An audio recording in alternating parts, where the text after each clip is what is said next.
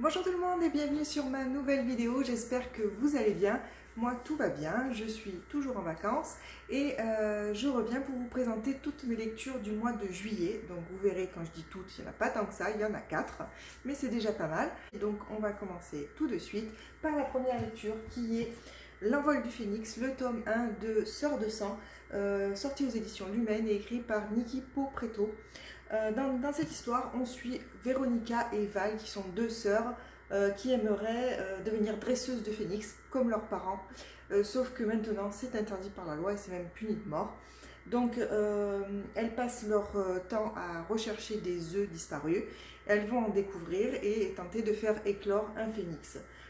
Pendant leur quête, elles vont également croiser un groupe de résistants qui forment les dresseurs de phénix pardon, sauf qu'ils ne forment que des hommes et ils refusent de former des femmes.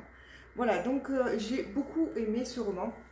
En fait, Véronica et Val ont une relation de sœurs qui est bien décrite, un peu conflictuelle. Enfin, Véronica est très respectueuse de sa grande sœur.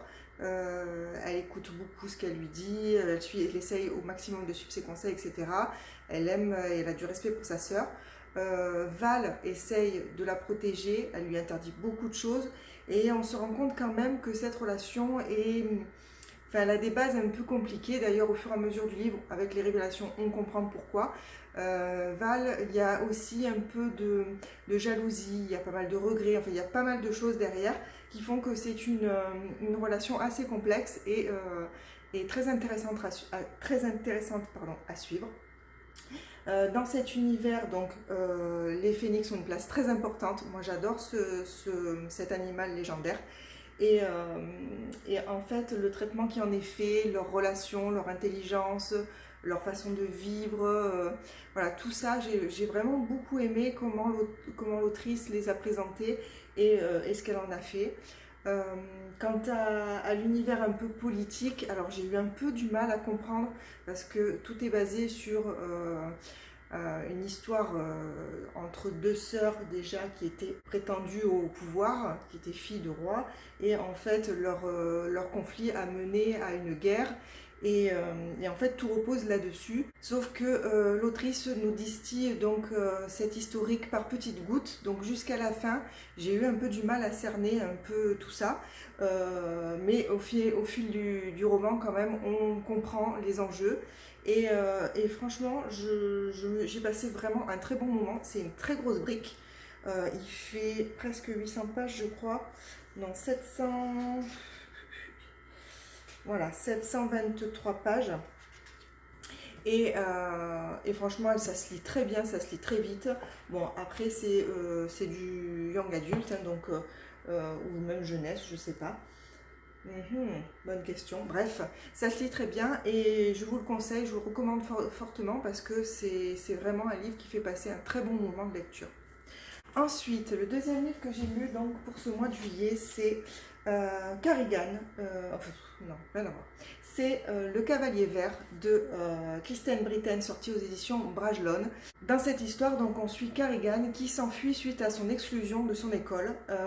Et sur son chemin, elle va rencontrer un cavalier vert qui a été touché par 2 flèches, donc il est mourant.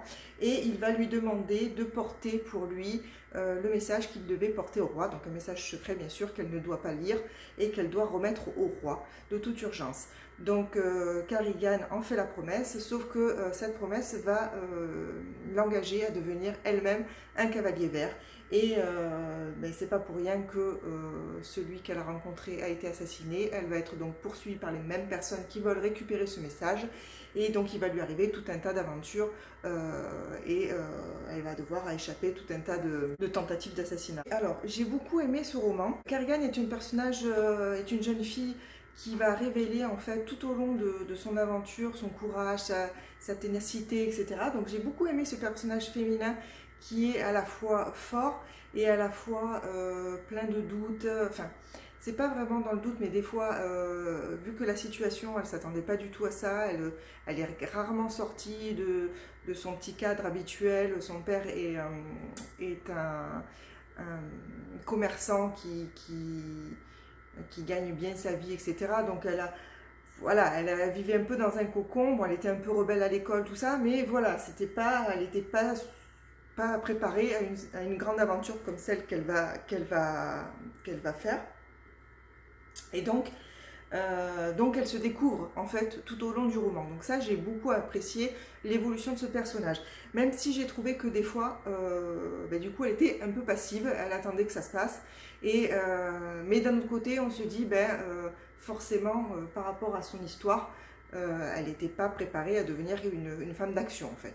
Donc son évolution, ce personnage-là était très intéressant. Il y a tout un tas d'autres personnages que j'ai trouvé très très bien aussi. J'ai beaucoup apprécié qu'il n'y ait pas d'histoire d'amour. Alors, n'en attendez pas, dans ce tome-là en tout cas, parce que c'est un premier tome qui peut se lire tout seul, puisqu'il y a une vraie fin à ce roman. Mais effectivement, après, il y a d'autres tomes, je crois qu'il y en a 6. Donc, il y a une suite. Si vraiment, moi je pense que je vais continuer d'ailleurs. Peut-être pas tout de suite, mais en tout cas, j'ai bien envie de continuer plus tard. Mais donc dans celui-ci, il y a des prémices, bon voilà, on se doute de certaines choses, etc. Mais il n'y a pas il n'y a pas d'histoire d'amour dans ce roman. Donc moi ça j'ai bien aimé parce que je suis pas super fan de romance, même si ça me dérange pas quand c'est pas le sujet principal ou s'il y a d'autres sujets à côté qui sont abordés. Mais là ça m'a fait plaisir du coup d'avoir ce côté-là où on se focalise sur l'évolution du personnage et sur sa mission. Alors, il faut savoir que j'ai mis vraiment beaucoup de temps à lire ce livre. C'est pour ça que j'ai lu que 4 livres en fait dans le mois de juillet, parce que celui-ci m'a pris au moins plus de 15 jours, je pense, une vingtaine de jours pour le lire, alors que normalement, bon, une semaine, j'arrive à lire un bouquin. Donc celui-ci m'a pris beaucoup de temps. En fait, il y a quand même quelques longueurs. Il y a des passages que j'ai trouvé un peu longués. Bon, c'est... ça se lit facilement, c'est agréable à lire, c'est pas ce que je veux dire, mais bon, du coup, parfois c'est un petit peu mou. Et il faut savoir que c'est pas du tout un page turner, sauf un petit peu à la fin, bien sûr, quand arrive un peu la conclusion. Mais sinon, tout le long du livre, c'est pas vraiment un page turner, et c'est donc certainement pour ça que j'ai mis un peu de temps à le lire. D'autant plus que dans ce roman, on craint pas trop on craint pas trop pour la vie du personnage. Finalement, il lui arrive pas mal de choses, elle est sans arrêt menacée. Mais enfin, moi, personnellement, à aucun moment, j'ai eu vraiment peur pour elle. Voilà. Alors, il m'est arrivé d'avoir un peu peur pour certains personnages à côté, même des fois à juste titre, mais elle, à aucun moment, en fait. Voilà. Après, concernant l'intrigue politique, ça reste assez classique, hein, c'est de la fantaisie classique. Donc pas de grande surprise. Par contre, ce qui était assez original, et ça tant mieux parce que c'est quand même un peu le sujet du livre, c'est les Cavaliers Verts, cette organisation avec leurs coutumes, leurs ancêtres, voilà, il y a tout un microcosme autour des Cavaliers Verts, et ça j'ai trouvé ça super intéressant. Et d'ailleurs c'est aussi certainement pour ça que je compte lire la suite, c'est pour creuser peut-être un petit peu ce côté-là qui a l'air vraiment très intéressant. Voilà donc pour cette seconde lecture que j'ai quand même beaucoup appréciée et que je conseille aux amateurs de fantasy. Pour ceux qui ne l'ont pas lu, parce qu'il me semble que c'est quand même un classique et que donc je pense que pas mal de gens l'ont déjà lu. Ensuite, la troisième lecture que j'ai lue pour ce mois de juillet, c'est La sélection de Kirakas, le tome 1, sorti aux éditions Robert Laffont. Donc ce livre était dans ma palle de l'été, comme le Cavalier Vert d'ailleurs. Il n'y a que L'envol du Phénix qui n'était pas dans ma palle de l'été, que j'ai lu parce que je venais de me l'acheter et qui me faisait trop envie. Mais donc celui-ci aussi faisait partie de ma palle estivale. Donc dans ce roman, on suit America.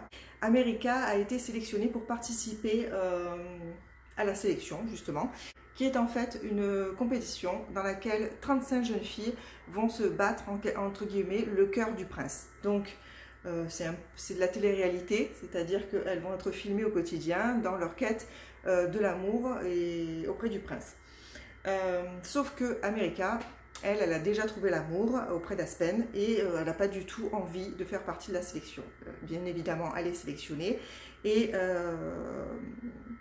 comme elle vit pas dans la pauvreté mais quand même pas loin, et que sa sélection va permettre à sa famille d'avoir une rétribution financière, elle décide d'y aller quand même pour aider sa famille financièrement. Sauf que, bien évidemment, ça ne va pas se passer comme elle avait prévu, surtout quand elle va rencontrer Maxon, le prince.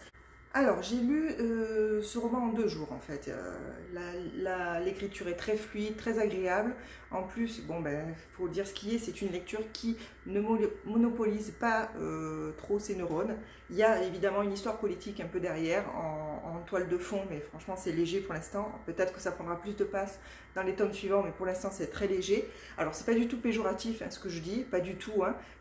Moi j'adore aussi de temps en temps lire des livres où j'ai pas besoin de me prendre la tête, où j'ai juste envie de passer un bon moment, de m'évader, et voilà, ça c'est vraiment le livre typique pour ce genre de choses, donc à lire pendant l'été. Enfin, pour moi en tout cas, c'est ce que j'aime lire au bord de la plage, au bord de la piscine, etc. Franchement, c'est un régal. J'ai beaucoup aimé America, en fait, qui n'est pas la petite pain bêche, etc. Au contraire, c'est vraiment tout le contraire. Et du coup, elle est d'autant plus authentique. Elle est plutôt franche, elle est plutôt droite dans ses bottes, mais elle a aussi elle n'a pas envie de blesser les gens, elle n'a pas envie de les faire souffrir, donc elle s'oblige à certaines concessions ou à certains non-dits pour protéger les autres. On va voir dans les tomes suivants si ça va lui porter préjudice ou pas. En tout cas, j'ai beaucoup aimé donc, ce personnage. J'ai beaucoup aimé le prince aussi, loin des stéréotypes qu'on peut voir. Donc là aussi, j'espère dans les prochains tomes en apprendre un peu plus sur lui et que ce soit toujours dans cette lignée, que justement il ne devienne pas le prince de stéréotypé, qu'il reste un peu comme ça. Et par contre, il y a certains personnages que j'ai détestés, comme Aspen, justement, le petit copain de America. Franchement, alors il y a des tas de choses de son comportement qui s'expliquent par rapport à la vie qu'il mène. Il n'empêche que, voilà, c'est pas le genre de garçon qu'il me plaît. Et voilà, donc je ne vais pas vous en dire trop parce que justement, il n'y a pas, même si c'est un livre qui fait, bon, non, il fait 300 pages, quelque chose comme ça, même pas. Non, quand même, 344 pages, mais voilà, c'est écrit relativement gros, comme vous le voyez. Et voilà, il n'y a pas non plus une histoire qui dure des plombes, donc je ne veux pas trop vous en dire. Sachez que voilà, ça vaut le coup, rien que pour les personnages. Il y a d'autres personnages comme Marley, qui est une autre sélectionnée, ou May, qui est la sœur d'America, qui sont rigolos, qui sont un petit peu, qui sont vraiment sympathiques. Et voilà, c'est vraiment pour passer un bon moment. Voilà pour ma 3e lecture. On enchaîne tout de suite avec la 4e et dernière lecture. Donc celui-ci ne fait pas partie de ma palle estivale. En fait, je l'ai gagné au concours organisé par l'auteur. Donc c'est un katana pour Mab, le tome 1 des Amants des pierres levées, sorti aux éditions Bookmark, donc dans la collection Rainbow. Alors, dans ce livre, on suit Mab, qui est une chef de guerre celte. Hop là! Et elle va faire prisonnier, j'ai oublié son nom, Tokihiro, qui est lui un samouraï, donc qui est un éclaireur samouraï. Donc elle va le faire prisonnier. Et cette rencontre va un peu bouleverser Mab parce que le peuple de Tokihiro souhaite conquérir les terres où est installé Mab et son peuple. Et pour cela, elles sont prêtes à faire la guerre, sauf que Mab aimerait bien sûr éviter la guerre, même si dans son clan, tout le monde n'est pas d'accord. Voilà, donc est-ce que, la grande question, c'est est-ce que cette rencontre va permettre d'éviter la guerre? Alors, j'ai beaucoup aimé l'univers de ce livre. Vraiment. Alors, comme vous savez, je ne suis pas super fan de romance, mais ce qui est vraiment intéressant, c'est que la romance est en parallèle de l'enjeu politique, en fait. Donc, il y a tout l'enjeu politique qui prend autant d'importance que la romance. En plus, ce que j'ai trouvé vraiment intéressant, c'est que cette romance voilà, ils ne tombent pas amoureux, il n'y a pas de coup de foudre dès qu'ils se voient, etc. C'est vraiment une découverte de leur culture et de leurs différences. Et voilà, c'est ça qui est vraiment intéressant, c'est que du coup, il y a tout ce côté curiosité, incompréhension, etc. qui fait que ils vont s'attacher l'un à l'autre. À côté de ça, bien évidemment, l'enjeu politique qui prend tout autant d'ampleur, c'est l'incompatibilité de ces deux peuples. Est-ce qu'ils vont réussir à trouver un terrain d'entente ou pas du tout? D'autant plus que rentre en jeu plus tard dans le roman encore une autre peuplade et avec encore des mœurs tout à fait différents. Et voilà, ça c'était vraiment super intéressant. L'autrice se base sur des mythes et des légendes de chaque peuple et chacun va avoir ses propres caractéristiques, ses propres magies, ses propres croyances et en fait donc tout ça est issu de mythes et légendes qui sont propres à chaque peuple dans la réalité. Et donc c'est super, vraiment super intéressant. J'ai vraiment aimé le caractère des personnages, à la fois leur honneur, à la fois leur honnêteté, à la fois, enfin, même pas toujours leur honnêteté, puisque certains ne sont pas particulièrement honnêtes, mais voilà, toutes ces remises en question, tous ces questionnements, tous ces... Enfin, franchement, c'était vraiment un très bon moment de lecture. On se demande tout le long si la guerre va être évitée, puisque, voilà, malgré les arguments de chacun, qui va prendre le dessus, sachant que ceux qui prendront le dessus vont soit faire la guerre, soit instaurer la paix. Donc tout le long du roman, on se demande si cette paix va être gagnée ou pas, et au prix de quels efforts. Donc vraiment une très très bonne lecture. Je me languis de lire la suite qui sort en septembre, je crois, en numérique. Parce qu'en fait, la suite va suivre deux autres personnages qu'on rencontre dans ce roman. Alors là, on les rencontre vraiment vite fait, on va dire. Et du coup, on va, dans le tome 2, suivre ces deux personnages. Donc du coup, les connaissant, j'ai vraiment envie de... Et sachant donc comment se termine celui-ci, j'ai vraiment envie de savoir si, comment va évoluer cette suite et comment ces personnages vont s'en sortir à leur tour.